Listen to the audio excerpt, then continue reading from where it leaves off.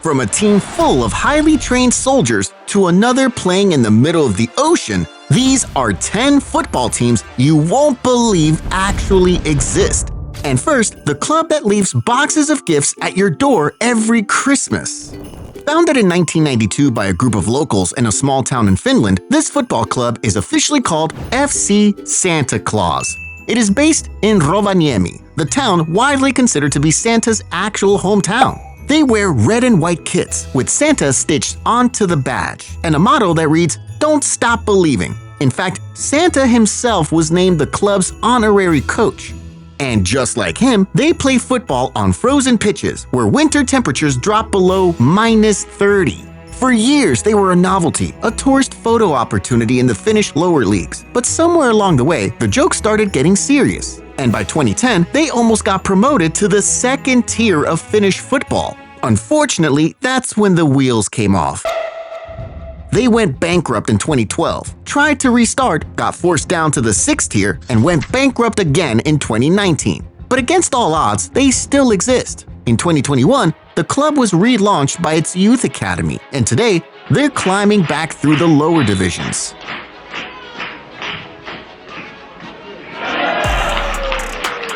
But while Santa Claus kept coming back from the dead, the next club did something that made every football fan in England lose their minds.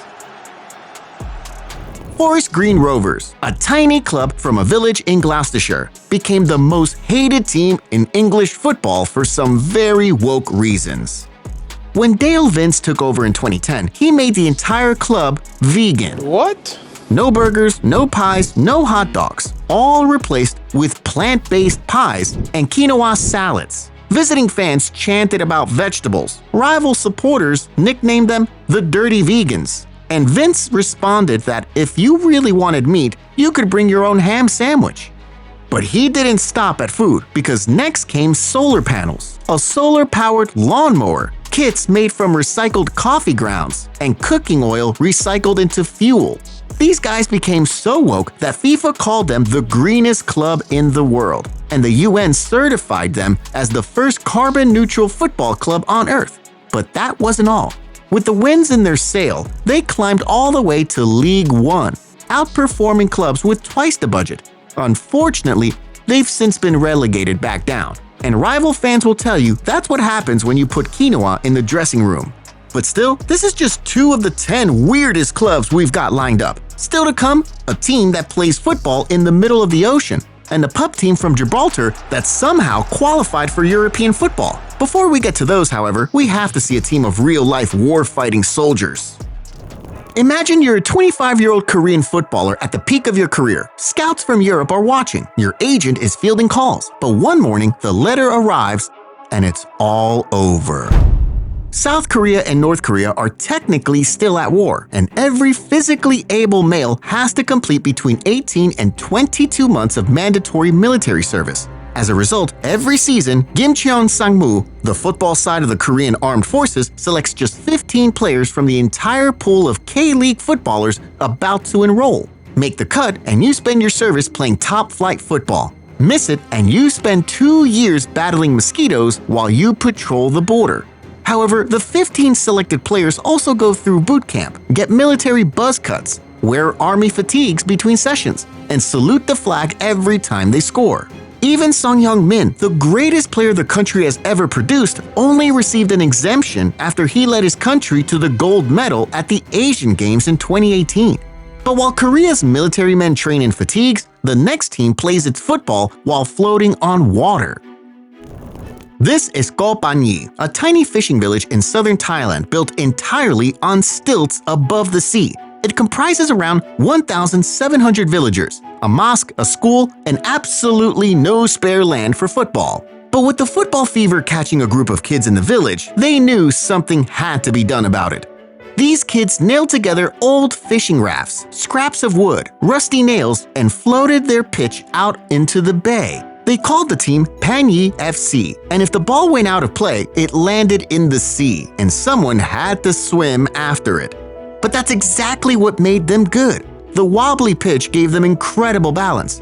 Constantly chasing floating footballs built their strength, and when they finally entered a real tournament on a real pitch, This barefoot team from a fishing village shocked everyone by reaching the semi-finals.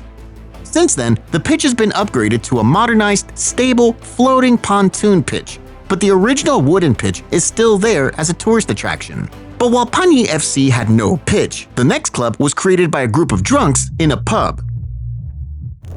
In 2013, an 18-year-old from Portsmouth named Lewis Perry moved to Gibraltar, where his grandparents had just bought a bar called Bruno's. He wanted to keep playing football, but went for trials with a local club and was rejected because the assistant coach played in his position. So he went back to the pub, complained about it over a beer, and by the end of the night, the regulars had decided to form their own team. His grandparents paid the £500 entry fee. The pub became the sponsor, and Bruno's Magpies was born. The first manager, a die-hard Newcastle fan, agreed to take the job on 2 conditions. The team plays in black and white, and it must be called the Magpies. The first trials were held on a beach in Spain because Gibraltar had no spare pitches, so as you can imagine, nobody took them seriously. But something nobody expected happened because Gibraltar was admitted to UEFA, which meant the football pyramid Bruno's Magpies were sitting at the bottom of suddenly led to European football. They won promotion, brought in better players, won the Rock Cup, and after a decade of building, Bruno's Magpies qualified for Europe and beat Derry City over 2 legs in the Conference League qualifiers. But while Bruno's Magpies were built by a teenager in a bar, the next club was built by thousands of angry fans who walked out of Old Trafford.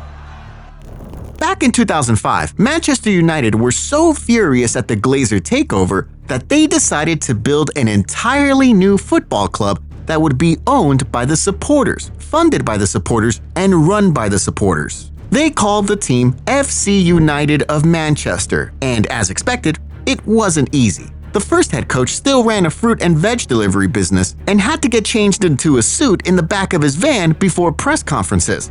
They didn't even have a ground, but over 900 people turned up for trials, and they started in the 10th tier of English football. And while the Glazers have loaded Manchester United with over £1 billion of debt, FC United built their own stadium, are still owned by 2,300 supporters, and have never taken on a penny of crippling debt.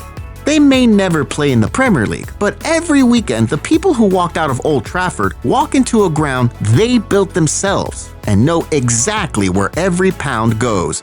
But while FC United was built on protest, the next club was built on something nobody in football had ever tried before. Östersunds FK, a team based in a tiny Swedish town near the Arctic Circle where winter temperatures hit -20 and the sun goes on vacation. But in 2011, former Chelsea manager Graham Potter arrived as a relatively unknown coach in football. The club was in the 4th tier with rock-bottom morale, so he decided extreme measures were needed. He hired a culture coach, put on a play with the squad, and instead of dribbling around cones on Tuesday afternoons, his players rehearsed for Swan Lake. They hated it at first, but they figured if they could prance around on stage in tights in front of 1,000 people, they could do anything on a football pitch. And somehow, it worked. 3 promotions in a row, all the way to Sweden's top division. Followed by a Swedish Cup win that qualified them for the Europa League, where they beat Galatasaray, beat PAOK, drew with Athletic Bilbao, and eventually drew Arsenal in the knockouts. They lost the first leg 3-0, but in the second leg at the Emirates, in front of 59,000 people, this little team full of ballerinas beat Arsenal 2-1. But even ballet can't prepare you for our top 3, because coming up, a club's fans literally donated their own blood to keep it alive. And one superfan saved a 107-year-old club from extinction entirely by himself. Now, let's begin things with the only manager in football history who sold himself. Ivor Brodus, a player-manager who sold himself to another club in 1949 to boost the finances of the team he was leaving. This might be the most bizarre thing to ever happen at a football club. Ivor Brodus grew up in London, signed for Tottenham as an amateur, but then World War II came along and he found himself flying RAF transport missions instead of playing football. When the war ended, he was posted near Carlisle, and because the local club had heard about his reputation, they came knocking with an offer to be their player-manager at just 23 years old. He was brilliant too, scoring 55 goals in 94 games for a third division club playing well below his level. But behind the scenes, Carlisle were broke and about to go bust. With hope dwindling by the days, Sunderland threw Carlisle a lifeline. They offered £18,000 to sign Brodus to come play for them. And as the club's manager, he sold himself for £18,000, a massive amount for a third division player.